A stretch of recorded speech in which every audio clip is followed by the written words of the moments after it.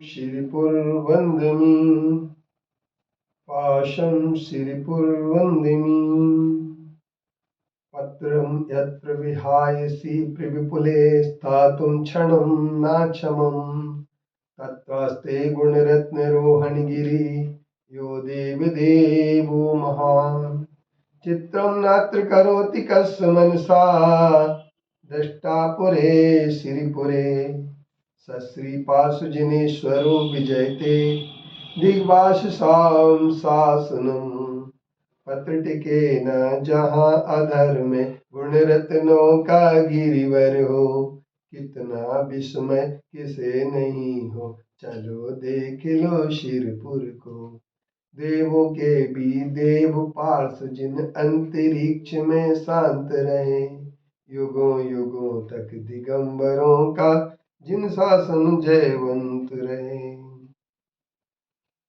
भारतीय प्रत्येक दर्शन और धर्म ने अपनी अहिंसा की परंपरा को अक्षुण्ण बनाए रखने के लिए तीर्थों की महिमा को सभी धर्मों ने स्वीकार किया है और यह भी है कि उन्होंने अपनी भक्ति को रखते हुए यह बात तय की है कि संस्कृति में को जीवंत बनाए रखने के लिए यदि कोई आधार हो सकता है तो वह तीर्थ होता है और इस तीर्थ के लिए यदि हम जैन साहित्य में देखें तो अनेक जगह हमारे लिए तीर्थ की महिमा मिल जाती है। आचार्य समंतबद्ध देव जो ईसा की पहली शताब्दी में हुए हैं, उन्होंने अपने ग्रंथ युक्तानुशासन में भगवान महावीर स्वामी के तीर्थ को सर्वोदयी तीर्थ घोषित करने का सबसे पहले प्रयास किया। इसके साथ साथ हम ये कह सकते हैं कि तीर्थ शब्द को अनेक आचार्यों ने प्रयुक्त किया क्योंकि जैन दर्शन के परमात्मा जो तत्व है, क्योंकि तीन तत्व मुख्य माने जा सकते हैं, अंतरात्मा, बहिरात्मा और परमात्मा।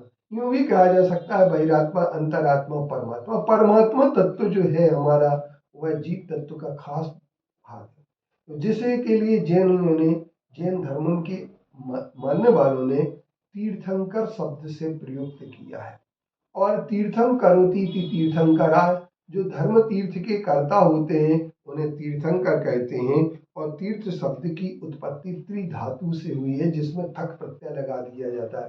पिलवन और तरण अर्थ में तीर्थ शब्द का प्रयोग त्रिधातु का प्रयोग होता है और तीर्थ शब्द का अर्थ हमारे लिए इस प्रकार से वामन आप्टे ने प्रयुक्त विवेचित करते हुए लिखा है कि सड़क, मार्ग या घाट, इन तीन अर्थों में तीर्थ शब्द का प्रयोग किया जाता है।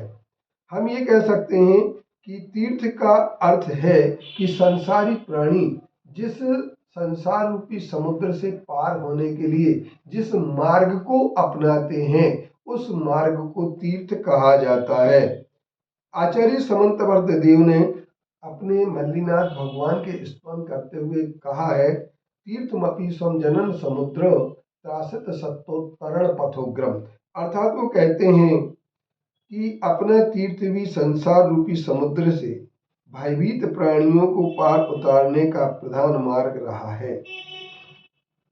इस मार्ग को ही उन्होंने कहा है, तीर्थ कहा है। और आगे वो कहते हैं कि ऐसे भगवान मल्लीनाथ जो तीर्थ के उद्घाटन करने वाले रहे हैं, तीर्थ के निर्माता रहे हैं, तीर्थ को विवेचित करने वाले रहे हैं, उनकी शरण में जाता हूँ। अर्थात हम प्रकारांतर से ये कह सकते हैं कि तीर्थ का अर्थ यह होता है कि मार्ग, मोक्ष मार्ग।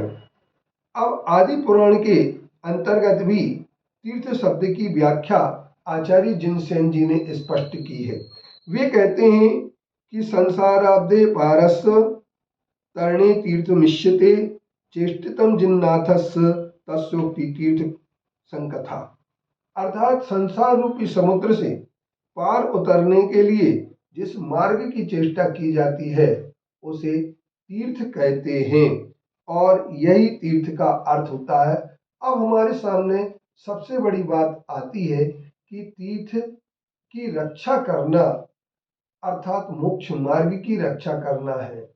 तीर्थ के यात्रा करने का मतलब यह होता है कि हम तीर्थ पर जाकर के अपनी संवेदना, अपने मोक्ष मार्ग और अपनी संपूर्ण बुराइयों को त्याग करके तीर्थ मार्ग में जाते हैं। और यदि तीर्थ के स्वरूप को बदल दिया जाए या स्वरूप को विकृत करने की कोशिश की जाए तो निश्चित तौर पर तीर्थ विकृत होने पर ये बात आप लोग तय कर लेना कि हमारी संस्कृति भी तीर्थ के लुप्त होते साथ ही लुप्त हो जाएगी। दिगंबर जैन संस्कृति चिरंतन पुरातन संस्कृति है और इस पुरातन संस्कृति की रक्षा करना हम सबका परम कर्तव्य है। यदि इस तीर्थ की रक्षा इन तीर्थों की रक्षा नहीं होगी तो हमारी संस्कृति जो पुरातन है, अनादिकाल से सनातन रूप से चली आ रही है, उस संस्कृति पर भी खतरा मर जाएगा और मोक्ष मार्ग दूषित हो जाएगा। इसलिए मोक्ष मार्ग के दूषितता को रोकने के लिए हमारे लिए आवश्यक है कि हम तीर्थ की रक्षा करें। अब तीर्थ रक्षा न होने के दो कारण हैं। एक, अनावश्यक दिगंबर समाज की उदारता और दूसरा उदासीनता। इस पर हम आपके लिए अगले टर्म में बताएं।